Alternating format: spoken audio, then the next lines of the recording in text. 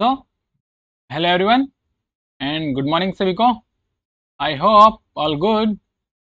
तो today I will discuss the lecture 2 of PYQ series 5 and the lecture special for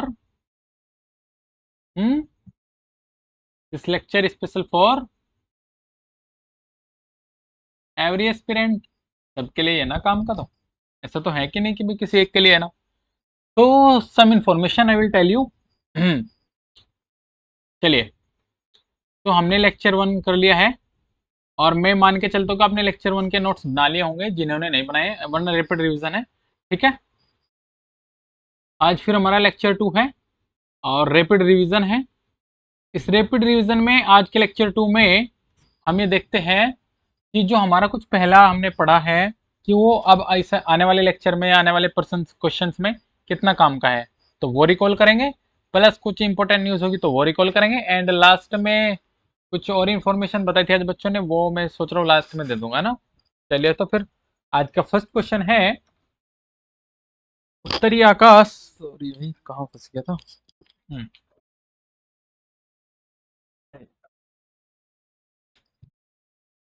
हम्म उत्तरी आकाश का एक तारामंडल जिसे 5 चमकीले तारों का समूह कहते हैं।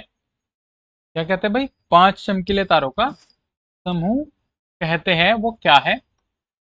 और जो थोड़ा अनियमित और डब्लू बनाते हैं उसे क्या कहते हैं? तो उसे कहते हैं कैसियोपिया। क्या कहते हैं? कैसोपिया। और ये जो कैसोपिया है ये है 5 तारों का समूह। कलर चेंज कर लेता हूं मैं। हाँ, in which do you like this session. आप सेशन को लाइक कर देना भाई थोड़ा, अगर आपको अच्छा लगता है, ताकि हमारा भी कॉन्फिडेंस लेवल जो है थोड़ा बढ़ा रहे। ठीक है ना? हाँ ठीक है। तो कैसोपिया ये क्या है? ये 5 तारों का समूह है। तारामंडल, तारामंडल जो तारों का समूह होता है उसको तारामंडल बोलते हैं। इंग्लिश में बोलते हैं इसे groups of constellation, sorry groups of stars and equals to constellation. English में बोलते हैं इसको कॉन्स्टिलेशन। और ये एक वन वर्ड सब्सटीट्यूशन भी है जो कि एसएससी के इंग्लिश के एग्जाम्स में पूछा जाता है, मतलब उन एग्जाम्स में जिसमें इंग्लिश, जिनमें इंग्लिश आती है। ठीक है, तो तारामंडल क्या है? ऊर्जा मेजर है, जो ऊर्जा का मेजर है। इसको सप्तऋषि बोलते हैं। नक्षत्र होता है तारों का पैटर्न, जिसको तारापुंज बोलते हैं। ठीक है, तो तारों का पैटर्न क्या होता है? नक्षत्र होता है, जिसको हम हिंदी में तारों का पुंज भी बोलते हैं। ओके। अच्छा, कैसोपिया ही है जो, ये कैसोपिया है यही होता है तुम्हारा जो डब्लू आकार का है, जिसने पूछा है क्वेश्चन में, यही होता है डब्लू आकार का। और सिग्नस होता है क्रॉस के आकार का। ये सिग्नस दिखाई दे रहा होगा तुमको, ये ये सब सिग्नस ही है, ये जो क्रॉस के आकार का दिखाई दे रहा है। ठीक है, ये क्या है? Big deeper. ये जो बिग डीपर है ये तुम्हारा डब्ल्यू के आकार का होता है, सॉरी डब्ल्यू के आकार का नहीं, कैसोपिया होता है डब्ल्यू के आकार का। तो इसका मतलब ये जैसे होते हैं जिगजैग लाइन, तो जो तुम्हारी जिगजैग लाइन है ये वह होता है। ठीक है, ओके। चलो आगे चलते हैं। कैसोपिया ये डब्ल्यू के आकार का, मैंने आपको बता दिया। शेडर सबसे चमकीला होता है ये। ओरियन, ओरियन के बारे में लेट देख लो। ये होता है क्या? हावर ग्लास के आकार का। और सबसे चमकीला रीगल होता है इसमें। द हंटर के नाम से भी जाना जाता है। किसको? ओरियन को। ओरियन क्या है अभी आगे मिलता है। ये रहा ओरियन आपका, जो जिसमें जनवरी इनिंग्स आपको दिखाई गई है। ये टावर की तरह का जो बना हुआ है ये होता है ओरियन ऑफ बेल। इसको बोलते हैं ओरियन ऑफ बेल। जहाँ पे रिंगल हो गया, शेप हो गया, ये ओरियन हो गया, बिलियक्स हो गया, ये बेलिग्स हो गया। डब्ल्यू के आकार का तुम्हारा कैशोपिया होगा। देखो ये इसका जो आकार है ना, ये ऐसे ऐसे होना ना डब्ल्यू बनना। चलिए फिर हो गया। नेक्स्ट है, शनि ग्रह का सबसे सटीक वर्णन करता है। यह एक गैसीय पिंड है। तो क्या है? शनि ग्रह का सबसे सटीक वर्णन बताना है क्या है। तो चलिए आज शनि ग्रह के बारे में थोड़ा पोस्टमार्टम करते हैं। क्या है भाई शनि ग्रह के बारे में बात? तो शनि ग्रह एक गैसीय पिंड है। क्या है? एक गैसीय पिंड है जो अधिकतर हाइड्रोजन और हीलियम से बना है। हाँ, और इसका घनत्व पानी से कम है।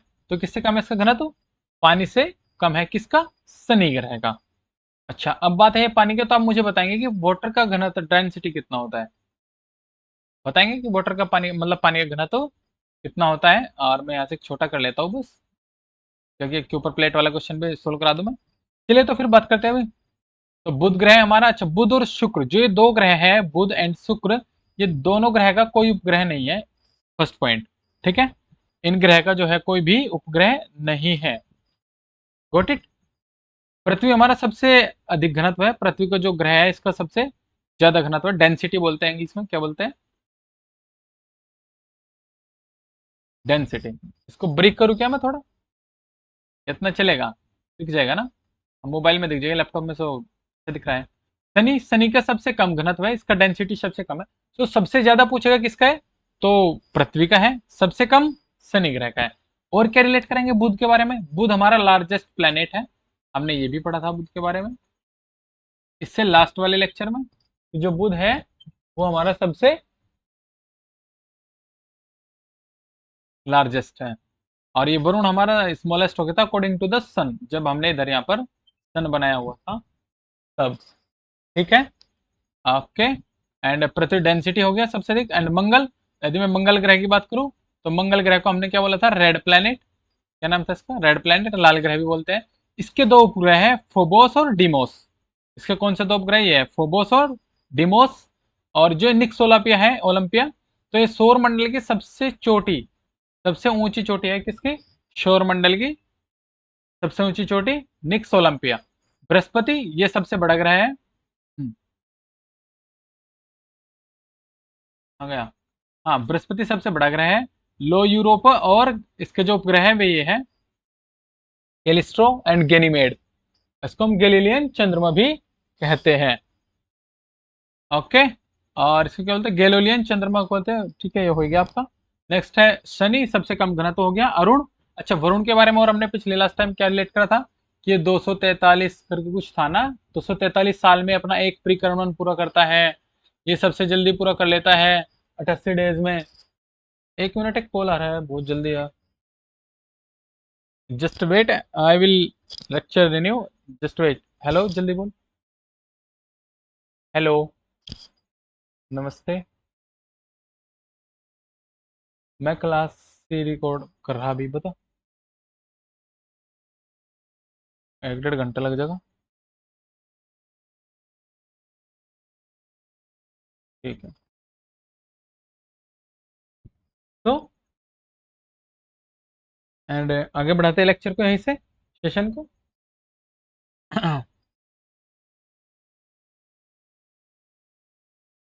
अरुण हो गया, वरुण हो गया। अरुण के बारे में, इसके इसके बादल और बाहरी क्षेत्र में गैसीय रूप में मीथेन एंड क्रिस्टलीय रूप में अमोनिया मिलते हैं। जब ये अमोनिया की बात करता है तो अमोनिया का फॉर्मूला होता है NH3, और मीथेन होता है CH4, जिससे हम बायोगैस को प्राप्त कर सकते हैं। आगे लिख रहा होगा। गैनीमेड क्या होता है? गैनीमेड सौरमंडल का सबसे बड़ा उपग्रह है। ये आ गया, देखो ये रहा, है गैनीमेड सबसे बड़ा उपग्रह है सौरमंडल का।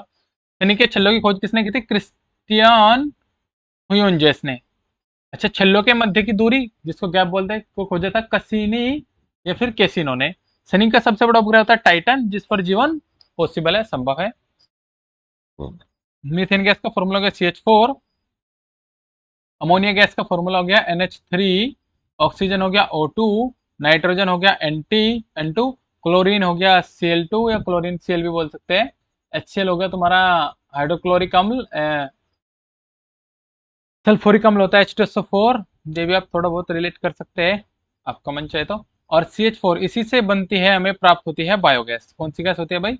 इसी से होती है बायोगैस, जिसको हम गोबर गैस भी बोलते हैं। ठीक है, इसी का नाम होता है बायोगैस, का नाम गोबर गैस। अरुण की खोज किसने की थी? तो अरुण की खोज की थी विलियम हर्सल ने। एंड वरुण की खोज गणितीय संक्रियों के आधार पर उर्बेन ली वेरियर ने। किसने की थी? उर्बेन ली वेरियर ने किसकी की थी? वरुण की खोज। तो शुक्र का बात करते हैं, शुक्र के बारे में थोड़ा। तो ये क्या है? 478 डिग्री सेल्सियस के सतह तापमान के साथ सौरमंडल का सबसे गर्म ग्रह है। कौन सा? शुक्र सबसे गर्म ग्रह है। और इसे पृथ्वी की जुड़वा बहन, या फिर हाँ, पृथ्वी की जुड़वा बहन भी कहा है। कारण क्या है? शुक्र और पृथ्वी के बीच का आकार और द्रव्यमान में समानता है। एंड नेक्स्ट, सौरमंडल के दो ग्रहों में से, वेयर इज माई मार्कर?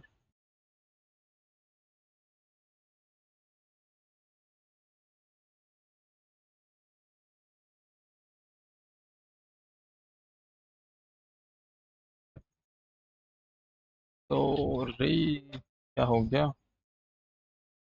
पता नहीं, कई बार दिक्कत कर जाता है, देखना पड़ता है भाई। अब बताओ, ये माइक हट गया था, सॉरी, है ना? तो कहाँ पे थे हम? हाँ चलो फिर। मैं सोचा कि बोर्ड खराब हो गया हमारा डिजिटल, तो एक ही बोर्ड है यार। तो सौरमंडल के दो ग्रहों में से एक जो अपनी धुरी के चारों ओर दक्षिणावर्त दिशा में घूमता है। ठीक है। आगे, सौरमंडल का सबसे चमकीला ग्रह देखा जा सकता है इसी को, और सुबह शाम की खुली आंखों से देखा जा सकता है, इसलिए इसे शाम का तारा या फिर सुबह का तारा भी कहते हैं। हम्म। अब ठीक रहेगा। हाँ अब चलो। और शाम का तारा इसका कोई पूरा नहीं है, ये तो हो गया कि शुक्र का, और देखो ऊपर देखो यहाँ, शुक्र का और बुध का कोई उपग्रह नहीं है। सभी ग्रह की परिक्रमा वामावर्त है, जबकि यूरेनस और शुक्र की दक्षिणावर्त है। हम्म।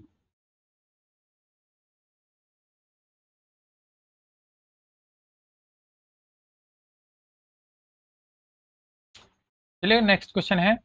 मोहोर विरकिक मोहो असत्य किसे अलग करता है? पृथ्वी की भूपर्पटी और मेंटल को अलग करता है, तो क्रस्ट। चलिए बात करते हैं भाई। हॉट प्लैनेट्स तो कह दिया था हमने शुक्र को, हम हॉट प्लैनेट्स में कहते हैं मतलब गर्म ग्रह। चलिए फिर आगे बात करते हैं। तो जो एक क्रस्ट होता है भाई, भूपर्टी को बोलते हैं हम क्रस्ट। ये तो बात हुई हमारी ये। और मेंटल भी खैर इसका उपनाम है। तो अभी इसके बारे में मैं और अच्छे से बताता हूँ आपको। बड़ा कर लूँ इसको थोड़ा। चलिए फिर। ठीक है। चलो। तो क्रस्ट की जो मोटाई होती है वो होती है 0 से 100 किलोमीटर। कितना भाई? 100 किलोमीटर होती है। इसको मेंटल को हम सिम्मा भी बोलते हैं इंग्लिश में। और जो भूविज्ञान के जनक है वे कौन है? भूविज्ञान के जनक है जेम्स हटन। जियोलॉजी बोलते हैं इसे। The father of geology is equals to James Hutton. और क्या क्रस्ट हो गया हमारा भूपर्पट्टी, इसको बोलते हैं, मैंने बताया अभी को। चलिए भूपर्पट्टी के बारे में थोड़ा और डिस्कस करते हैं। तो 5 से 70 किलोमीटर मोटी होती है, लेकिन ये 0 से 100 किलोमीटर भी मोटी होती है। ठीक है। तो महाद्वीप पे क्रस्ट 30 किलोमीटर की मोटाई होती है, और ये मोटी हल्की ग्रेनिटिक होती है। एंड ऐसे ही महासागरीय क्रस्ट, ये सीमा बोल दिया मैंने, 5 किलोमीटर मोटाई होती है। इसकी मोटाई कितनी होती है? 5 किलोमीटर की होती है। जो कि पतली शघन और बारसाल्टिक होती है। पृथ्वी की क्रस्ट संरचना के गुण अकॉर्डिंग, पृथ्वी में ए ओ फॉर ऑक्सीजन, ये क्या है? ऑक्सीजन है। एंड सिलिकॉन, एल्यूमिनियम, एंड फिर आयरन होता है। ये 5% होता है, 8% होता है, और ये 28%। तो ऑक्सीजन 40.4%, सिलिकॉन 28%। अच्छा, सिलिकॉन से आप याद करो, जो कंप्यूटर के द्वारा जो हम यूज करते हैं ना, माइक्रो सैंडिस्क हो गया, सैमसंग हो गया, या फिर तुम्हारा एक तो हो रहा है ना, क्या बोलते हैं, इंटेल हो गया। जो इनकी चिप आती है, क्या आती है? जो इनकी चिप आती है वो किसकी बनी होती है? वो बनी होती है सिलिकॉन की। ठीक है। एल्यूमिनियम सब याद कर सकता है, Al2O3, मतलब जो एल्यूमिनियम के बॉक्साइट होते हैं, सॉरी एस्क होते हैं, इसके एस्क याद कर सकते हैं आप एल्यूमिनियम से रिलेट कर कर। किसके एस्क क्या क्या होते हैं, कौन कौन से होते हैं, किसका क्या फॉर्मूला है, पूछता है एग्जाम में। मेंटल के बारे में बात करते हैं। मेंटल की मोटाई होती है 2900 किलोमीटर। और स्टोनोस्फेयर एक दुर्बल मंडल है, सेमी मोल्टन प्लास्टिक फॉर्म में, जिसको हम अर्ध पिघली भी बोलते हैं। ये स्ट्रक्चर दिखाई गई है। कोर, बाहरी कोर, आंतरिक कोर। तो बाहरी कोर कैसे? द्रव्यावस्था एंड चुंबकीय शक्ति। ऐसे आंतरिक कोर ठोस हो गया, और आंतरिक कोर में 1300 किलोमीटर से 2200, सॉरी बाहर की जो कोर है उसकी है 2200 किलोमीटर मोटाई, और आंतरिक की होती है 1300 किलोमीटर ऊंचाई। तो नाइफ का अर्थ होता है निखिल प्लस आयरन, इनसे मिलकर बनता है तुम्हारा नाइफ। हम्म। क्रस्ट, मेंटल और कोर, तीनों के बारे में आयतन की बात करें तो क्रस्ट का आयतन 1%, मेंटल का होता है 84%, और कोर का होता है 15%। ऐसे द्रव्यमान होता है 1%, मेंटल होता है इधर तुम्हारा 68%, और कोर होता है इधर आपका 31%। कॉनरॉइड। तो कॉनरॉइड के बारे में बात करें, कॉनरॉइड ऐसा तत्व ऊपरी और निचले क्रस्ट के बीच के संक्रमण क्षेत्र को क्या बोलते हैं? कॉनरॉइड ऐसा तत्व। मोहर, अच्छा क्या है क्या ये यार, तो बताई दूं आपको यार। ये चले आपके कोर, जो कोर के भाग है उनके बारे में बात चल रही है भैया ये। ठीक है। कोर के 5 भाग है। और नेक्स्ट है मोहरवे की, क्या है? क्रस्ट और मेंटल के बीच के क्षेत्र को। एंड रेपटी, सॉरी हाँ रेपिटी, भारी मेंटल और आंतरिक मेंटल के बीच को, गुटेनबर्ग मेंटल और कोर के बीच के क्षेत्र को, लेहमैन भारी और कोर के आंतरिक कोर के बीच को। देखो ये रहे सब, ये रहे क्रस्ट, ये रहा आपका मेंटल, ये रहा मेंटल के दो बीच के क्षेत्र है भारी आंतरिक वाला, कोर ये रहा, ठीक है, पांचों के पांचों ये रहे। ट्रिखैन की कोई मुझे रेड गुलाब ला दो, कोई फॉर कोनेराइड कोनरॉइड, मोज for Mohorovicic, red for Repetti, गुलाब फॉर गुटेनबर्ग और लेह फॉर लादो फॉर लेहमैन। तो स्थलमंडल बनता है किस किस से मिलाकर, क्रस्ट प्लस मेंटल का ऊपरी ठोस भाग जिसकी मोटाई होती है 10 से 200 किलोमीटर। आप मुझे बताओगे कि कितने मंडल होते हैं टोटल। क्वेश्चन नंबर 4 है, किसने भारतीय संविधान की संशोधन विशेषता की प्रशंसा करते हुए कहा कि संशोधन प्रक्रिया में यह विविधता बुद्धिमानी है लेकिन बहुत कम पाई जाती है। तो किसने कहा था, वो थे केसी वेयर। हाँ, जब केसी वेयर थे तो अब हम यहाँ पर देखते हैं कि हमारा पिछले जो लेक्चर का काम था वो हमारा कितना हमने रिकॉल किया, अब उसके बारे में बात करते हैं, ठीक है। तो सहकारी संघवाद का जो नाम था किसने दे दिया था, ग्रीनविल ऑस्टिन ने। केंद्रीकरण की प्रवृत्ति वाला संघवाद किसने बोला, आइवर जेनगिस ने। अर्ध अर्ध संघवाद किसने बोला, केसी वेयर, ये आएगा ऊपर। एंड सौदेबाजी संघवाद किसने बोला था, मॉरिस जॉनसन ने। संविधान संशोधन 368 अनुच्छेद 368 और भाग 20 के थ्रू ये कहां से लिया गया था, दक्षिण अफ्रीका से ग्रहण किया गया है। संशोधन के 3 प्रकार होते हैं, पहला है साधारण बहुमत, दूसरा है विशेष बहुमत और तीसरा है विशेष बहुमत प्लस राज्यों की सहमति। तो जो पहला है साधारण बहुमत, इसमें यह साधारण बहुमत आता है तुम्हारा आर्टिकल 368 के दायरे से बाहर। इसमें उसी तरह संशोधन किया जा सकता है, इसमें उसी तरह संशोधन किया जाता है जिसे जैसे सामान्य कानून पारित किए जाते हैं, आर्टिकल 368 के अकॉर्डिंग साधारण बहुमत से, ठीक है। एंड विशेष बहुमत, प्रथम श्रेणी के अंतर्गत नहीं आने वाले प्रावधानों में संशोधन के लिए प्रत्येक सदन की कुल सदस्यता का बहुमत तथा प्रत्येक सदन के उपस्थित मतदान करने वाले सदस्यों का 2/3 बहुमत। यदि 3 सदस्य है तो उनमें से 2 का बहुमत चाहिए विशेष बहुमत प्राप्त करने के लिए, जिसको बोलते हैं स्पेशल बहुमत।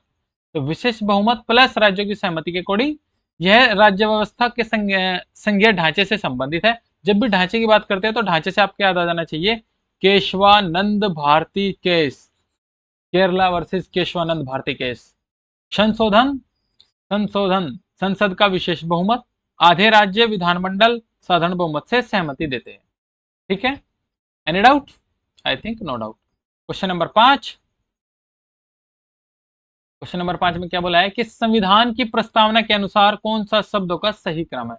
तो सही क्रम इसने पहले ही लगा के दिया है, पहला है संप्रभु, दूसरा है समाजवादी, तीसरा धर्मनिरपेक्ष और चौथा है लोकतांत्रिक और पांचवा है गणराज्य।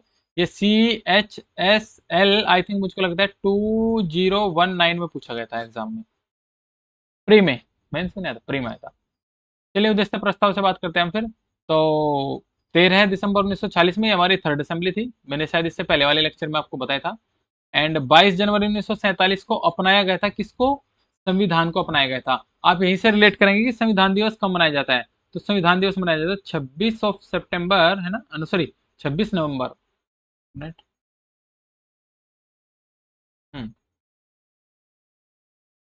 चलिए, तो 26 नवंबर 1949 को संविधान दिवस मनाया जाता है, जिसको हम बोलते हैं कॉन्स्टिट्यूशन डे।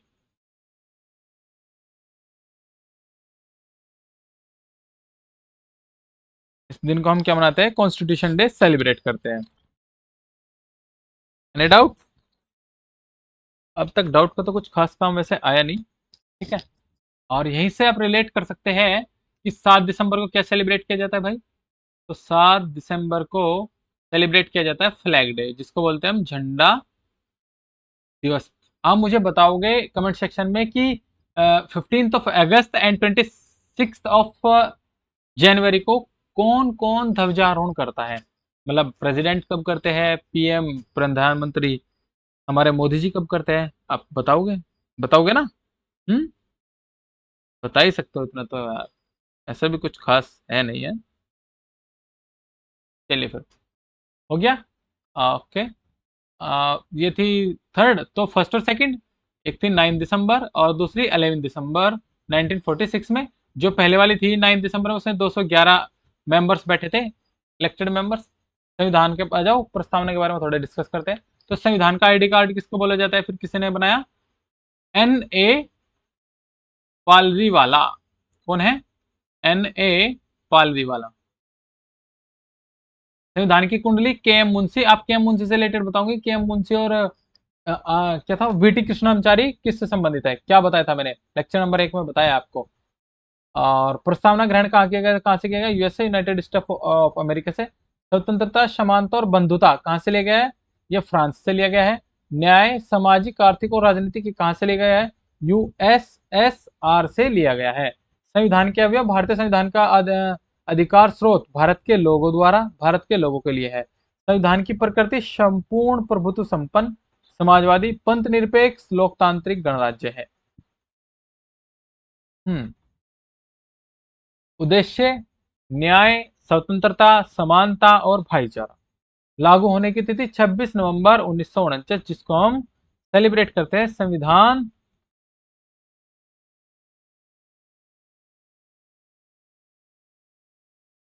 दिवस के नाम से। और बताना मुझे कमेंट सेक्शन में कि नवंबर में कितने इंपॉर्टेंट डेज होते हैं।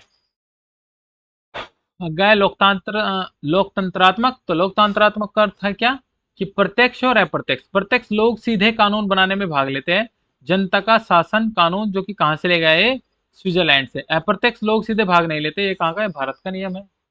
गणराज्य हाँ, राजाध्यक्ष का जनता के द्वारा प्रत्यक्ष अप्रत्यक्ष रूप से निर्वाचन, ये कहां से ले गए? भारत, यूएसए से। भारत में यूएसए से। ब्रिटेन वंशानुगत राजा रानी है, तो पता ही आपको। संविधान सभा ने कौन सा सही क्रम है? तो संविधान सभा ने जनवरी 1950 में राष्ट्रगीत और राष्ट्रगान को अपनाया है। आप मुझे बताओगे कि राष्ट्रगीत किसने लिखा है और राष्ट्रगान किसने लिखा है? वैसे मैं यहाँ पे बता देता हूँ आपको कि राष्ट्रगीत और राष्ट्रगान किस किसने लिखा है। चलिए फिर, तो राष्ट्रगीत है हमारा, हाँ ये ना, चलो यही लगा देते हैं। राष्ट्रगीत क्या है हमारा? राष्ट्रगीत है हमारा वंदे मातरम, जो कि किसने लिखा है? बंकिम चंद्र चटर्जी ने। बंकिम चंद्र चटर्जी, ये लो जी, चटर्जी साहब, तुमको कैसे भूलेंगे भाई। एंड राष्ट्रगान, राष्ट्रगान है हमारा जनगण मन। किस लैंग्वेज में लिखा गया है? बांग्ला में लिखा गया। सबसे पहले कहा गया था? कलकत्ता अधिवेशन में गाया गया था। जनगण मन कौन है? रविंद्रनाथ टैगोर। तो मैं लिखूंगा आर के टैगोर। ठीक है, ओके। चलिए फिर, संविधान सभा ने मई 1949 में राष्ट्रमंडल में भारत की सदस्यता की पुष्टि की। 24 जनवरी 1950 में राष्ट्रगान और राष्ट्रगीत को अपनाया गया, बात होगी ऊपर क्लियर। जुलाई 1947 में राष्ट्रध्वज को अपनाया गया। जुलाई 1947 में राष्ट्रध्वज को अपनाया गया। और फहराया गया सबसे पहले कब था? हाँ, जो हम संविधान झंडा दिवस मनाते हैं वो कब है? 7 दिसंबर इक्वल्स टू फ्लैग डे। पता है आपको। चलिए, संविधान अपनाएगा हमारा 26 नवंबर 1949 में, इसी को हम संविधान दिवस भी बोलते हैं। मैंने आपको ऊपर बता दिया है, मैं लिखना नहीं चाह रहा हूँ, फिर भी मेरी कलम रुक नहीं रही है, इसलिए मैं लिख दे रहा हूँ। ठीक है, लागू कब हुआ? 26 जनवरी 1950 में। पहला गणतंत्र दिवस के मुख्य अतिथि थे सुकोर्णो, जो कि इंडोनेशिया के उस टाइम पर प्रेसिडेंट थे। और जो कहाँ गाया गया था? ये गाया गया था इरविन एम्फी थिएटर में, जो कि कहाँ है? ये है आपका गुजरात में। कहाँ है भाई? ये आपका गुजरात में, तो वहां पे गाया गया था। तो स्वतंत्रता दिवस पर, ये तो आ गया क्वेश्चन यार वही। स्वतंत्रता दिवस पर कौन ध्वजारोहण करते हैं? हमारे प्रधानमंत्री जी ध्वजारोहण करते हैं। कहाँ पर? लाल किला पर। गणतंत्रता दिवस पर हमारे राष्ट्रपति यानी कि अभी प्रेसिडेंट मुर्मू, ये 15 अगस्त को और ये 26 जनवरी को झंडा फहराते हैं। ये ध्वजारोहण होता है और ये झंडा फहराते हैं कहाँ पर? कर्तव्य पथ पर। और ये गणतंत्र ब्रिटिंग रिट्रीट महोत्सव में गणतंत्र दिवस की समाप्ति कब? 28 जनवरी में हुई थी, सॉरी 29 जनवरी में। बेटा है यहाँ पे, 29 जनवरी है, तो कंप्लीट याद करो अच्छे से। संविधान सभा के अस्थायी अध्यक्ष है सच्चिदानंद सिन्हा। और यदि मैं तुमसे पूछूं स्थायी अध्यक्ष भाई, तो स्थायी अध्यक्ष है आपके डॉक्टर राजेंद्र प्रसाद। डॉक्टर राजेंद्र प्रसाद, ठीक है। संवैधानिक सलाहकार बी.एन. राव। प्रतीक कौन है? हाथी। सिंधु घाटी सभ्यता में किस स्थान पर ईंटों से बनी संरचना की पहचान जहाजों को खड़ा करने और माल संभालने के लिए बने गोदी के रूप में की गई थी? तो कहां पे? लोथल में की गई थी। खोज किसने की? हड़प्पा दयाराम साहनी 1921 में की थी। किसने? हड़प्पा सभ्यता की, हड़प्पा सिविलाइजेशन खोज किसने की? तो दयाराम साहनी ने की थी 1921 में। मोहनजोदड़ो खोज किसने की? राखलदास बनर्जी ने 1922 में। तत्कालीन भारतीय पुरातत्व सर्वेक्षण विभाग के अध्यक्ष कौन है? John morsel. एंड भारतीय पुरातत्व सर्वेक्षण विभाग के पिता अलेक्जेंडर कनिंगम। ये धोलावीरा कहाँ है भाई? ये धोलावीरा है गुजरात में। ये है आपका गुजरात में। ओके, खादिरपेट द्वीप है यहाँ पर। अत्यधिक उन्नत जल प्रबंध है। नगर नियोजन के बारे में बताओ कुछ। बताना क्या, सबके बारे में ही बताना आज तो, क्योंकि 30 के 30 लेक्चर, 30 20 के 20 क्वेश्चन पढ़ाने हैं और 20 क्वेश्चन में लगभग 400 क्वेश्चन का सोल्यूशन देना है आपको मुझको। यही तो होता है नगर नियोजन।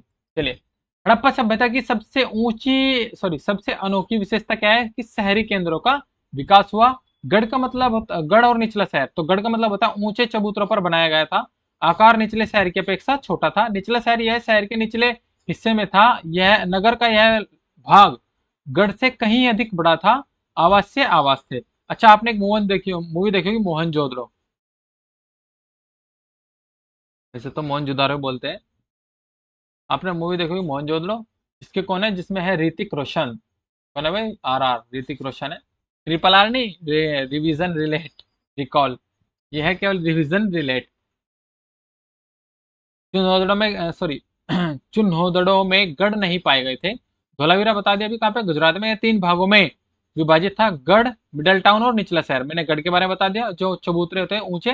निचले शहर जो शहर के निचले हिस्से में था। और मिडल टाउन जो गढ़ और निचले शहर के जो बीच का एरिया था उसको मिडल टाउन बोलते हैं। पूछे गए एग्जाम में क्वेश्चन है।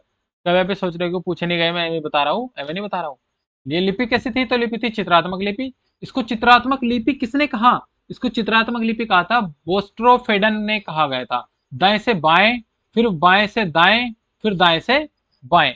अभी लोथल की बात करते हैं, ये भी कहाँ है? गुजरात में। तो लोथल में क्या क्या है? लोथल कहाँ है? गुजरात में। यह एक प्राकृतिक बंदरगाह है जहाँ जहाज बनाने का स्थान है।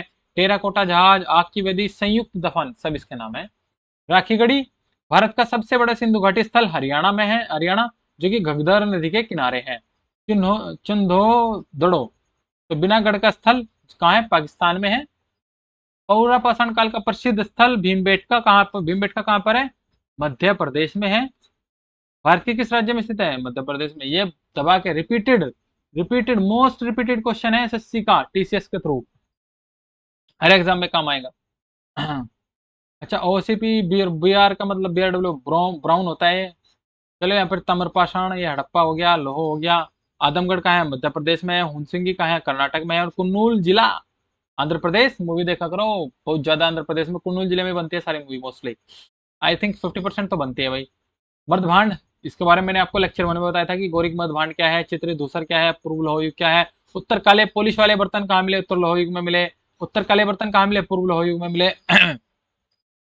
एंड चित्रित धूसर बर्तन, ये ताम्र युगीन कहाँ मिले? सिंधु घाटी सभ्यता में मिले। गेरू रंग के बर्तन नवपाषाण काल। नवपाषाण काल का मतलब होता है नए पत्थर। क्या होता है?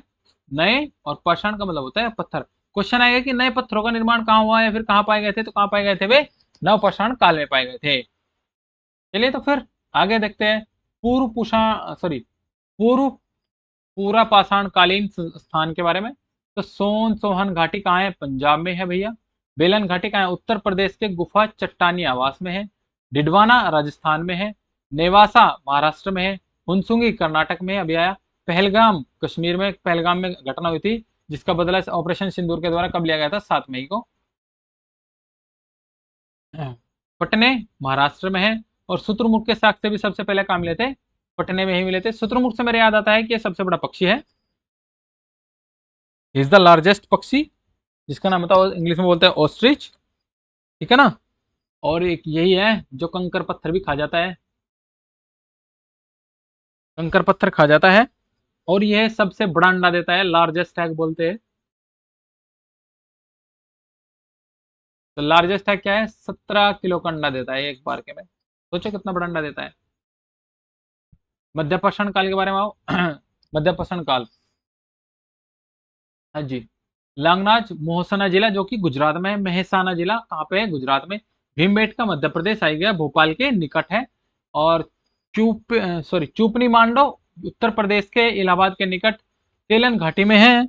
और ये कहाँ पे है लगभग, हाँ, वीरभानपुर, वीरभानपुर कहाँ है? पश्चिम बंगाल, वेस्ट बंगाल, वर्धमान जिले में है अभी। वागोर कहाँ पे है? राजस्थान में है।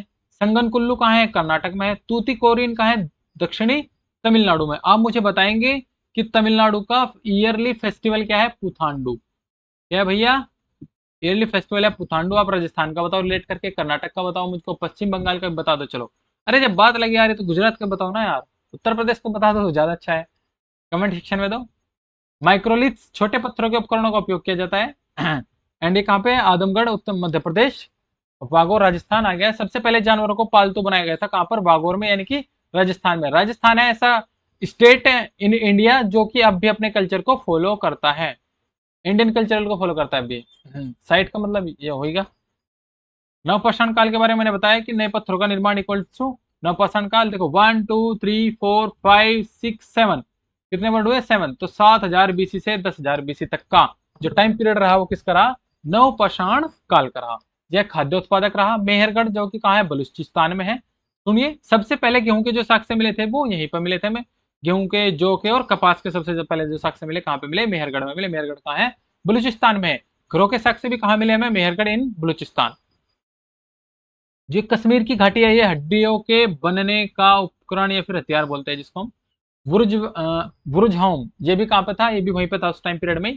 तो झील के किनारे गड्ढे में निवास किया करते थे लोग। श्रीनगर में, श्रीनगर से 16 किलोमीटर पश्चिम में। एंड इंसान के साथ पालतू कुत्तों का शव दफना दिया करते थे लोग। तो उस टाइम के लोग कितने खतरनाक थे। गुफ कराल, अब के तो उससे भी ज्यादा खतरनाक है, ड्राम में बांध देते हैं भाई। कुम्हारों की गुफा, हाँ, श्रीनगर से 41 किलोमीटर दक्षिण पश्चिम में। और ये कृषि और पशुपालन पे बेस्ड है।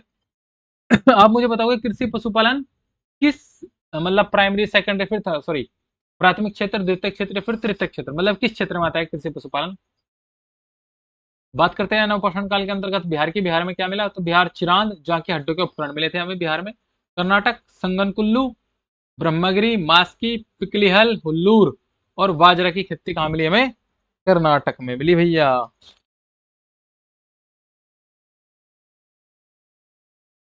हम्म। नेक्स्ट है तुम्हारा उत्तर प्रदेश। उत्तर प्रदेश में कहाँ? इलाहाबाद, जहाँ पर क्या मिले हमें? चावल की खेती। आप मुझे बताओगे चावल कहाँ का फेमस है इन इंडिया? तो वह है उड़ीसा का, कटक के नाम से शायद फेमस है, कोई ऑर्गेनाइजेशन है। आंध्र प्रदेश, भीमकृष्ण तुंगभद्रा नदी के पास से, भीमा कृष्णा नदी, बुद्धिहाल, उतनूर एंड नागा अर्जुन कोंडा, ये सबसे पुरानी साइट है। पूछ लेता है कि सबसे पुरानी साइट कौन सा है? उतनूर है। तमिलनाडु, पायमपल्ली और कावेरी नदी है, कहाँ पे? तमिलनाडु में है। अरे केटल हुरियक तुर्की नवपाषाणकालीन शहर था एक, केटल हुरियक। वेलन घाटी, कोल्डिहावा और महागरा। सबसे पहले 7000 बीसी में चावल की साक्ष्य मिले, हो गया। मेघालय, गारो पहाड़ी। असम, दाउनजली हेडिंग, जोडाइट पत्थर हरा पाया गया था। कहाँ पे? असम में। असम और किसके लिए फेमस है? असम है एक सींगा, सॉरी, एक सींग वाले, एक सींग गैंडे के लिए फेमस है। असम में का जो कौन सा है? काजीरंगा नेशनल पार्क है वहाँ पे, उसमें शायद ये है ना। नेक्स्ट है कैथोलिक एज, ताम्र युग। तो ताम्र युग के बारे में सुन लेते हैं अब थोड़ा हम, कि ताम्र युग में क्या क्या हुआ भाई। जरूरी है, जब लगे याद है तो उसको भी निपटाओ।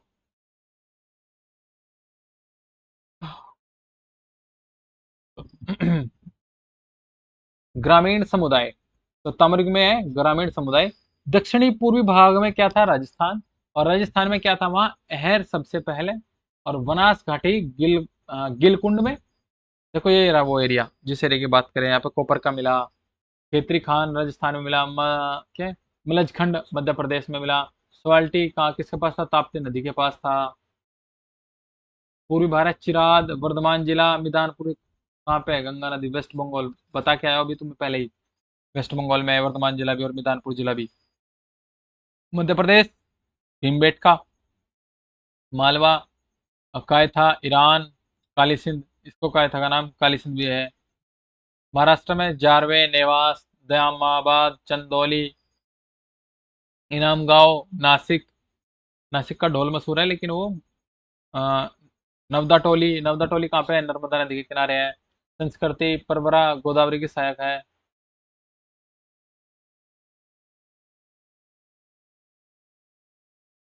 अगला क्वेश्चन है, किस सुल्तान ने अमीरों की सख्ती को कमजोर सॉरी कमजोर करने के लिए कई नियम बनाए? तो नियम थे, एक अलाउद्दीन खिलजी, जो कि 1296 से 1316 तक का टाइम पीरियड चला। ओके, क्या क्या करा इसने भाई? तुम इसका मकबरा बनवाया था 1235 एडी में। इसी के समय चंगेज खान का आक्रमण हुआ था 1227 एडी में, किस पर? इंडिया पर। अलाउद्दीन खिलजी के बारे में पढ़ते हैं, अब क्या करा है भाई साहब ने। वैसे तो क्रूर शासक है अलाउद्दीन खिलजी अपने टाइम पीरियड का सबसे ज्यादा। आपने कोई सी जो मूवी से पद्मावत है ना, जिसमें देखा आपने इसका रोल हो, भाई साहब ऐसा ही था बस। 1296 से 1316 ईस्वी तक। तो अलाउद्दीन ने हम्म, अलाउद्दीन ने 3 बाजार स्थापित किए। पहला खदानों के लिए, दूसरा महंगे कपड़े घोड़ों के लिए, तीसरा दासों और मवेशियों के लिए।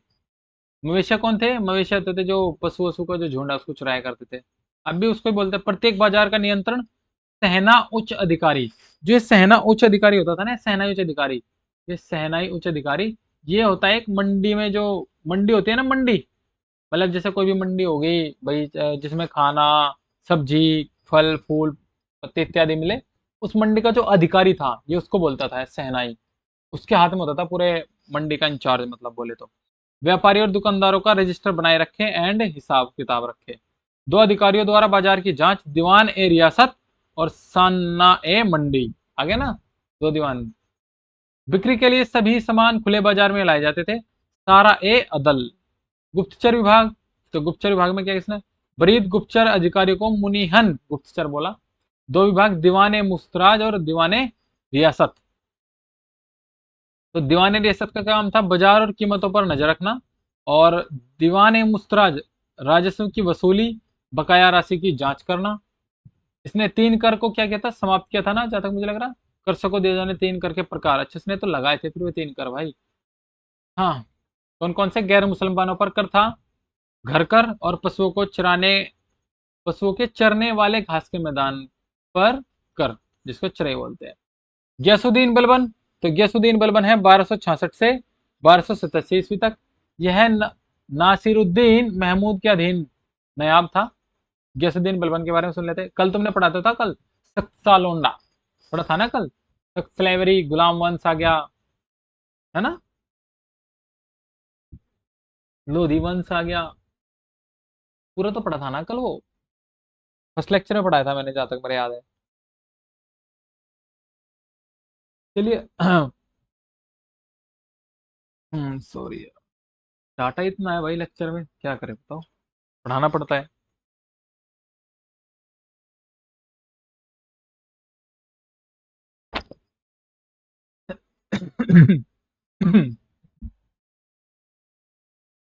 तो मच्छर कहाँ से आ रहे हैं आज?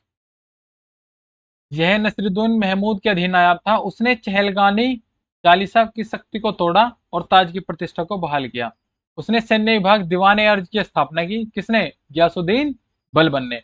उपाधि जिले इलाही अल्लाह की छाया अफ अफरा से क्या है, अफरा सियाब के वंशज को दी। एंड उन्होंने सिजदा राजा के समक्ष झुकाना और पाबोस राजा के पैर चूमना किसने चलाया? बलबन ने चलाया। और अभिवादन के सामान्य रूप से पेश किया हो गया था। उसने लौह एवं रक्त की रणनीति शुरू की। मोहम्मद बिन तुगलक MBT, इसका भी अपने टाइम पर नाम रहा है काफी।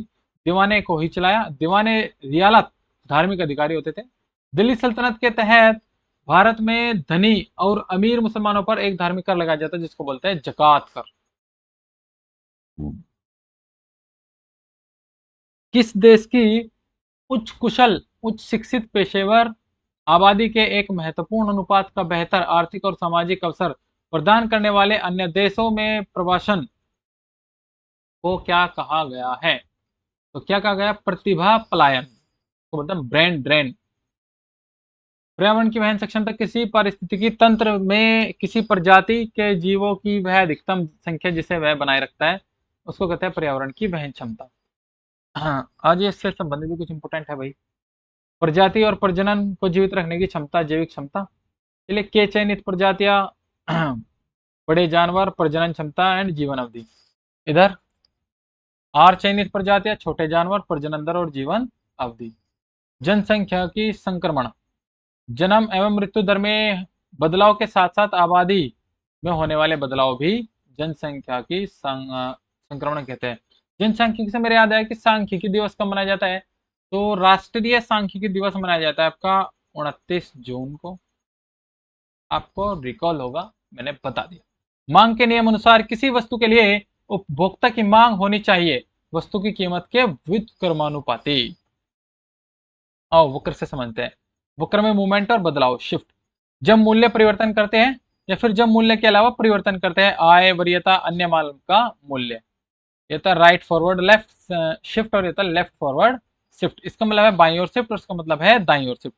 जब मांग बढ़ती है तो वक्र हमारा ऐसे रहता है, बिल्कुल सीधा सा, और जब मांग घटती है तो फिर हमारा वक्र सी टाइप का हो जाता है। किस वैज्ञानिक ने पहली बार तालाब के पानी में मुक्त जीवित कोशिका खोज की थी, तो किसने, एंटोन वेन ल्यूवेनहोक ने। कब की थी भाई, 1674 से जोड़ो 1665 से 1600, लगभग 9 साल बाद, तो 1674 में की थी इसने। किसकी, इसने जीवित की थी ना, हाँ जीवित की।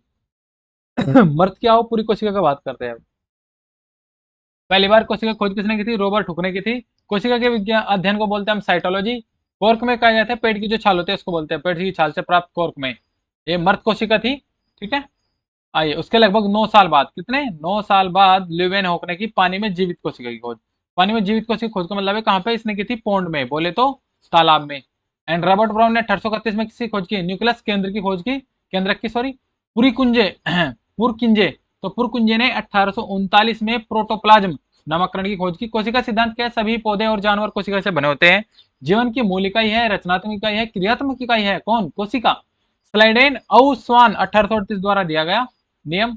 बिरचो ने बिरचो ने और कोशिका पर काम किया। इन्होंने 1855 में अपना प्रसिद्ध कोशिका सिद्धांत ओमिनस सेल्यूला ई सेल्यूला प्रकाशित किया।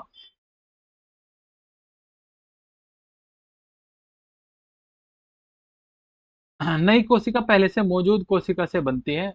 ये इसने बात कही थी कि जो नई कोशिका पहले, कोई बड़ा काम तो किया नहीं, लेकिन चलो फिर भी ठीक है, पढ़ रहे तो सही है।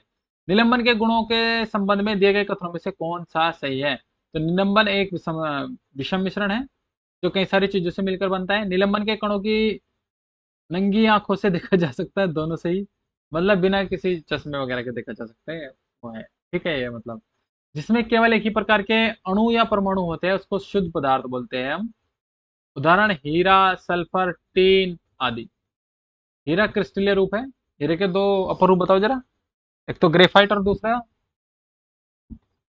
जो पेंसिल में होता है, ग्रेफाइट में पाया जाता है। एक और होता है क्या होता है, क्रिस्टल अपर रूप, कार्बन, सॉरी कार्बन के दो अपर रूप है ये। कार्बन के दो अपर रूप है, एक हो गया डायमंड, डायमंड, और एक हो गया आपका हीरा हो गया ना, एक होगा ग्रेफाइट। ग्रेफाइट पर कहाँ पाया जाता है, पेंसिल की जो, पेंसिल का जो डक होता है। मिश्रण, विभिन्न पदार्थों का जो संयोजन होता है उसे मिश्रण बोलते हैं। जैसे पीतल बनता है किससे, कॉपर प्लस जैडन से, मतलब कॉपर और जिंक से। कांस्य बनता है किससे, कॉपर और से क्या हो, टीन से मतलब। जैसे नींबू पानी का घोल हो गया आपका, रेत पानी हो गया। समांगी मिश्रण, विषमांगी मिश्रण दो प्रकार के होते हैं। जिसमें संगठन एक समान हो वो समांगी मिश्रण होता है। विलयन, ठोस से ठोस में, गैस से गैस में और द्रव से द्रव में, भौतिक प्रक्रिया में अलग नहीं किया जा सकता है।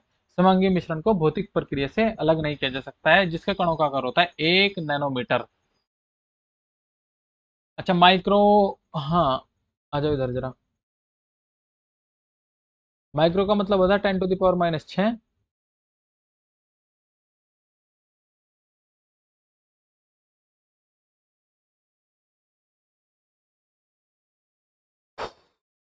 लिख दे रहा हूं मैं इधर।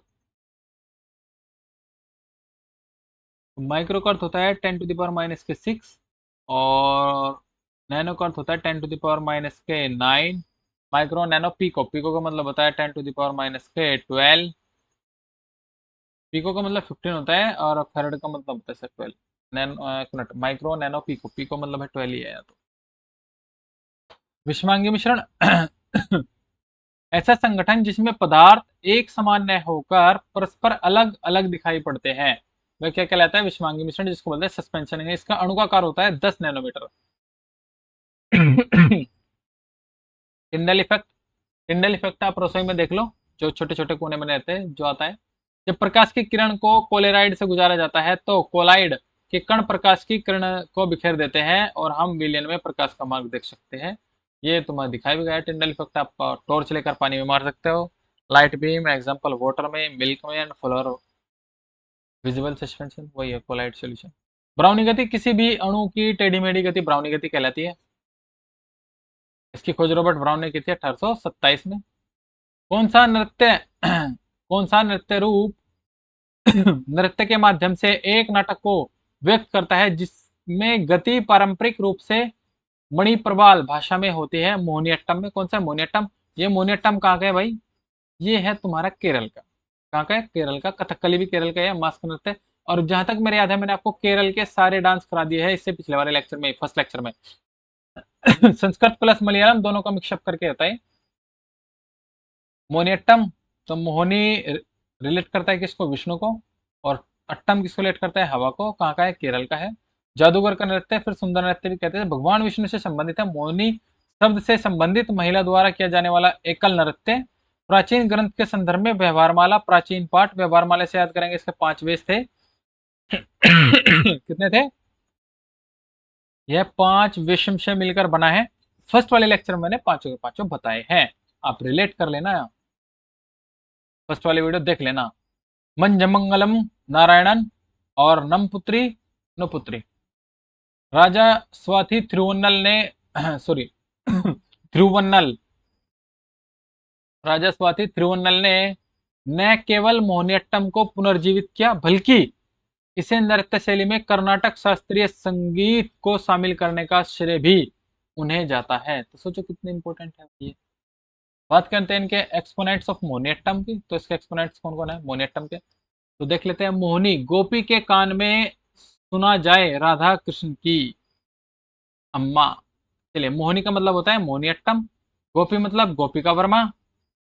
कान में मतलब कान कनक रेले। सुना सुंदा नेयर। जय जयप्रदा मीनो। राधा राधा दत्ता। कृष्णा पल्लवी कृष्णन। अम्मा कल्याणी कुट्टी अम्मा। ये एक्सपोनेंट्स ऑफ मोहिनीअट्टम। ट्रिक है, मोहिनी गोपी के कान में सुना जाए राधा कृष्ण की। हम्म बिल्लू पट्टी, जहां कलाकार बिल्लू या धनुष को मुख्य वाद्य के रूप में लेकर गीतों के माध्यम से कहानियां सुनाते हैं, एक लोक नृत्य है। तो एक फोल्क डांस कहाँ का है? तमिलनाडु का है। और तमिलनाडु का वार्षिक महोत्सव क्या है? मैं फिर बता रहा हूँ भाई, आजकल क्रेज में है तो इसलिए बता रहा हूँ, पुथांडू। अच्छे से याद कर लेना भाई, ठीक है। चलिए, तो तमिलनाडु के और फोल्क डांस के बारे में बात करते हैं, जैसे कोलाट्टम, सिलम्बट्टम। ये जो सिलम्बट्टम वाला है ना, इसको बोलते हैं सिलिम्बम, इंग्लिश में बोलते हैं इसको सिलिम्बम। तुमने देखा होगा जो व्हाइट से कपड़े पहनकर जो लाठी लाठी का जो गेम होता है ना, वो तमिलनाडु का सबसे फेमस गेम है भाई, सिलिम्बम।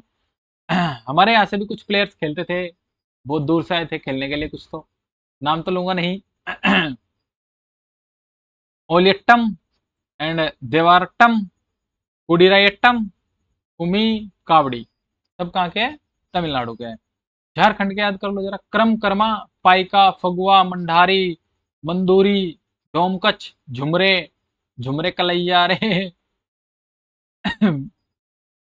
छऊ, हुंटा। कहाँ के हैं? सब झारखंड के।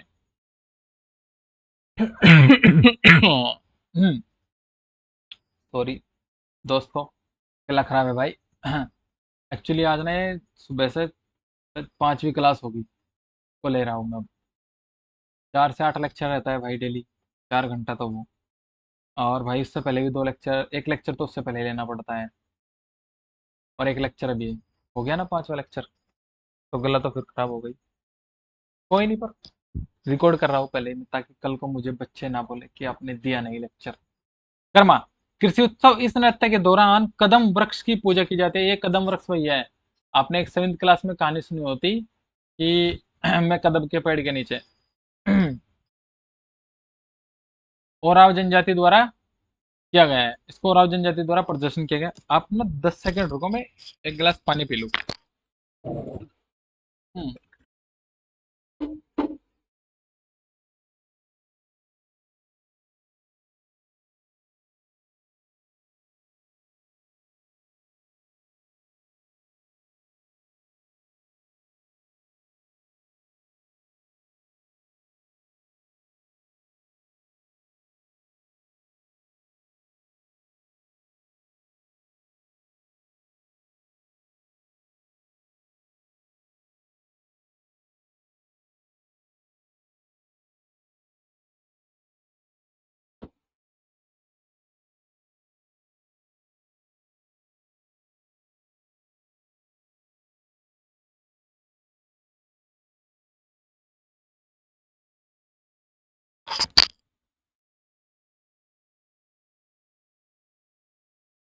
चलिए तो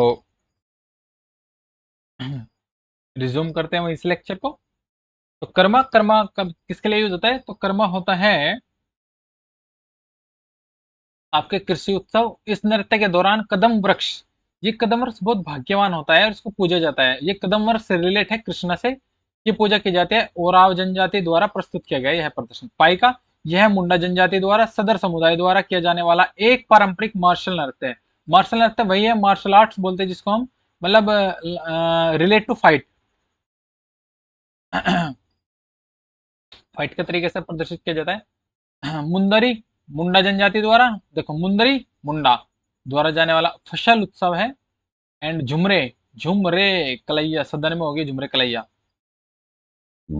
छऊ मार्शल नृत्य है, 3 प्रकार से किया जाता है। पुरुलिया, सरायकेला और मयूरभंज। तो पुरुलिया कहाँ सेलिब्रेट किया जाता है? पश्चिम बंगाल में। सरायकेला झारखंड में। और मयूरभंज उड़ीसा में। संथाली, झांकी दसेन के नाम से भी जाना जाता है, संथाली जनजाति द्वारा सेलिब्रेट किया जाता है। कब? अक्टूबर के महीने में। हंटा नृत्य शिकार की तैयारी को दर्शाता है। हंटा नृत्य तेलंगाना के, देख लो भाई, तेलंगाना आ गया फिर दोबारा। लंबाड़ी, गिमसा, गुसाड़ी, बुनालू, माथुरी। लंबाड़ी, लंबाड़ी जनजाति द्वारा। गिमसा आंध्रा और तेलंगाना की पोरजा जनजाति द्वारा। गुसाड़ी दशहरा के दौरान गोंड जनजाति द्वारा इंडारी नृत्य का एक भाग। बुनालू देवी महाकाली का रंगारम उत्सव। एंड नेक्स्ट है, कौन सा केरल का त्योहार है जो फसल के मौसम की शुरुआत का संकेत देता है, 10 दिनों तक चलता है? तो केरल का वह त्योहार है ओणम। केरल का ईयरली फेस्टिवल कौन सा है भाई? तो केरल का ईयरली फेस्टिवल है आपका विशु। क्या है? विशु। पूरनवासु निशा they are at pain because they lost boat race on Makar Sankranti. चलो डायरेक्ट याद करते हैं, आओ केरल के डायरेक्ट। त्रिशूरपुरम विशु, देखो आ गया ना विशु, नया नया वर्ष है। निशा गांधी थेयम अरट्टू पेनकानी। वल्लम कल्ली वोट रेस, वल्लम कल्ली वोट रेस तुमने देखा भी होगा, आजकल एक ट्रेंडिंग में वीडियो चल रही है। तो अमिताभ बच्चन की किसी सॉन्ग का बैकग्राउंड म्यूजिक लगा रखा है उन्होंने किसी मूवी का, और उसमें बड़ा फनी टाइप से बना रखा है, लेकिन अच्छा लगता है। मकर विलाकू, अट्टूकल पोंगल, ओणम सितंबर से अषाढ़, ये इसी की बात करें। और गुरुवर एकादशी। त्रिशूरपुरम वुड्डका मुनाथ मंदिर में। और Nehru boat race Punnamada Kayal. Martial नृत्य है। लाठी, गटका, सलिम्बम तमिलनाडु का हो गया तुम्हारा। जैसे लाठी हो गया पंजाब पश्चिम बंगाल, गटका हो गया पंजाब का, सलिम्बम हो गया तमिलनाडु, बताया था मैंने आपको। सरिता सर का थांगटा मणिपुर से हो गया। कुल्लीपुयोटो होगा केरल से। थोड़ा हो गया हिमाचल प्रदेश। इनवान होगा मिजोरम। मर्दानी खेल हो गया महाराष्ट्र से। परिखंडा हो गया बिहार से। मल्लभखंब हो गया मध्य प्रदेश से। और मुस्तो योद्धा हो गया वाराणसी उत्तर प्रदेश से। 3 बार ओलंपियन पीटी उषा ने में 4 स्पर्धाओं 200 मीटर 400 मीटर बाधा दौड़ में 4x400 रिले का सियोल 1986 में। और पीटी उषा के बारे में कुछ चलो। पियोली एक्सप्रेस के नाम से प्रसिद्ध है कौन? पीटी उषा। भारतीय ओलंपिक संघ के अध्यक्ष, स्थापना कब हुई? 1927 में। हेरी बक एंड नोरेन थे इसके अध्यक्ष। और प्रथम अध्यक्ष कौन थे? दोरा वेजो टाटा। एशियाई खेल, तो एशियाई खेल ओलंपिक परिषद तो फर्स्ट एशियाई खेल 1951 में, 1951 में हमारा फर्स्ट फायर प्लान भी आया था। 1982 में भारत में हुई और 1951 में भारत में हुई। सबसे अधिक बार मेजबानी किस देश ने की? थाईलैंड ने। किसकी? एशियन की, 4 बार। और दक्षिण कोरिया ने, एक मिनट, हाँ, दक्षिण कोरिया ने की 3 बार। 2022 में हांगझोउ चीन में हुए थे, 2026 में नगोया जापान में होंगे, और 2030 दोहा की राजधानी कतर यहाँ पर हो गए। 1881 की जनगणना 17 फरवरी 1881 को डब्ल्यूसी प्लाउडेन जनगणना आयुक्त द्वारा की गई थी। जनगणना का इतिहास, तो सबसे पहले जनगणना हुई थी 1872 में लॉर्ड मेयो के टाइम पर, 1869 टू 75, जो कि एक अपूर्ण जनगणना थी। फिर रिपन आए 1880 से 84, जो पहली पूर्ण जनगणना हुई 1881 में, जिसके जनगणना आयुक्त थे डब्ल्यूसी प्लाउडेन। और किसी भी शहर की पहली जनगणना ढाका 1830 में हुई थी। हेनरी वोल्टर ने कराई थी, भारतीय जनगणना के जनक भी बोला जाता है। हर 10 साल बाद यह जनगणना की जाती है। आजादी के बाद पहली जनगणना हुई 1951 में। लेटेस्ट 2011 में 15वीं जनगणना थी। स्वतंत्रता के बाद यह जनगणना 7वीं थी। अनुच्छेद 82 परिसीमन आयोग आया, और 84 2026 में, एंड 87 2001 में। हाँ, थक गया। नेक्स्ट, भारत का सॉरी जनगणना का संचालन प्राधिकरण भारत के रजिस्ट्रार जनरल और जनगणना आयुक्त मोहा में है। कहाँ है? मोहा में। तो 2011 की जनगणना के अनुसार देख लो, रजिस्ट्रार जनरल 2011 में रजिस्ट्रार जनरल 2011 में कौन थे? सीएम चंद्रमौली। वर्तमान में एम के नारायण है। ध्येय क्या था? हमारी जनगणना हमारा भविष्य। राज्य और केंद्र शासित प्रदेश उस टाइम पर कितने थे? 35। जिले कितने थे? 640। जनगणना 2 चरणों में आयोजित की गई, मकान सूचीकरण और जनसंख्या गणना। मकान सूचीकरण अप्रैल सितंबर 2010, और अभी 2000 जो 27 में कंप्लीट होगी, 2026 में स्टार्ट होगी, वो भी हमारी अप्रैल और सितंबर है। और जनगणना ये कितने? 9 से 28 फरवरी 2011। जेम्स प्रिंसेप अशोक के शिलालेख का सर्वप्रथम पढ़ा 1937। सामान्य सुकन्या समृद्धि सॉरी सुकन्या समृद्धि खाता योजना के तहत एक वित्तीय वर्ष में न्यूनतम कितनी धनराशि जमा करनी होगी? तो वो 250 रुपए करनी होगी। यह बालिकाओं के लिए है बचत योजना। अधिकतम इसमें हम 1.5 लाख रुपए जमा कर सकते हैं। यह लॉन्च हुआ था जनवरी 2015 में। बेटी बचाओ बेटी पढ़ाओ योजना का एक भाग है।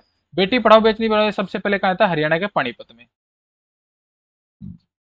कहा था हरियाणा के पानीपत में, तो लिखा हुआ है नीचे, मैंने ध्यान ही नहीं दिया। चलिए फिर। तो थैंक यू फॉर एवरीवन।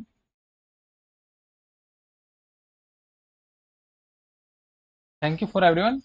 आज हमने लेक्चर 2 कंप्लीट किया है। लेक्चर 2 कंप्लीट किया। 20 क्वेश्चन हमने इसके कर लिए और 20 उसके कर लिए। तो लेक्चर 2 तक का मुझे कॉपी में वर्क चाहिएगा। ऑफलाइन बैच वालों सुन लो ध्यान से, तुमसे लिया जाएगा। ऑनलाइन वाले केवल रिवीजन करेंगे, रैपिड रिवीजन करेंगे इसका। ठीक है। और मेरी कोशिश रहेगी जल्दी से जल्दी तुम्हें लिटिल बॉय के क्वेश्चन कराने स्टार्ट कर दूंगा मैं। अभी हम क्या करेंगे ना, अभी जैसे ही टीम थोड़ा फ्री हो जाएगी मेरी, तो मैं उनको बोलूंगा कि आप ना लास्ट में लेवल 1 और लेवल 2 के लिटिल बॉय के क्वेश्चन ऐड कर दिया करें, पीडीएफ फॉर्म में स्कैन करके प्रिंटर से। वो ऐड कर देगी तो फिर हम लिटिल बॉय के क्वेश्चन लगा लिया करेंगे। रोज 2 टॉपिक के कर लिया करेंगे, रोज वो टॉपिक क्लियर करके FRBIR द्वारा जैसे सर करते हैं ऐसे कर लेंगे हम भी। ठीक है। Any doubt? डाउट होना तो चाहिए नहीं भाई। चलिए तो फिर। ठीक है।